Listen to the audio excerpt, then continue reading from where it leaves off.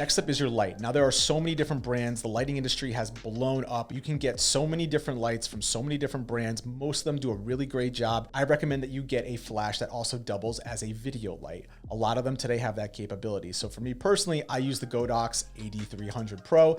It is a more expensive light, but the reason that I like it is because of something called recycle time. Now the recycle time is how many times you can take a photo and the flash pops while you're taking it before it needs a moment to cool off and reset. The higher end flashes, you can shoot click, click, click, click, click, and it'll keep flashing, whereas cheaper flashes will take longer.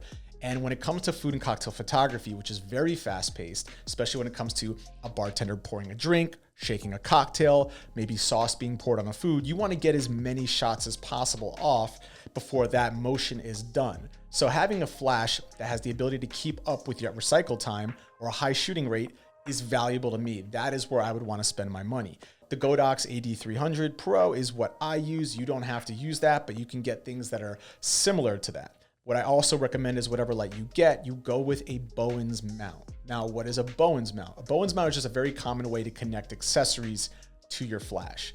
You're going to want to use a diffuser. That's just what you're going to have to use in general in this industry. If not, the lighting is too harsh. Now, a diffuser comes in a lot of different categories. For us, really what it is going to be a soft box to dampen the light a bit so that it's a softer look, not so harsh.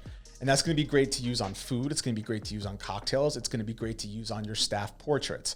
What it won't be used for is architectural shots, but we'll get into that later. Now, soft boxes can be very cheap or very expensive. It really doesn't make a big difference. What makes a big difference is how easy and how fast you can set them up.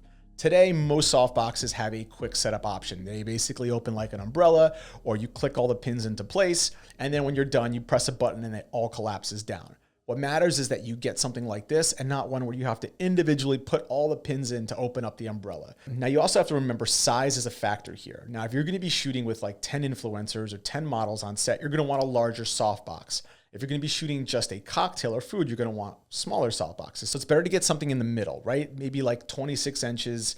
I happen to have a few different options. I prefer something in the mid-range that can be used for a number of different things like food, cocktails, and people. Really around 26 inches, you'll get away with something good, maybe something a little smaller, maybe something a little bit bigger. Different brands will affect the cost, but at the end, it's basically the exact same thing. You just want to diffuse that light as best you can in an efficient way.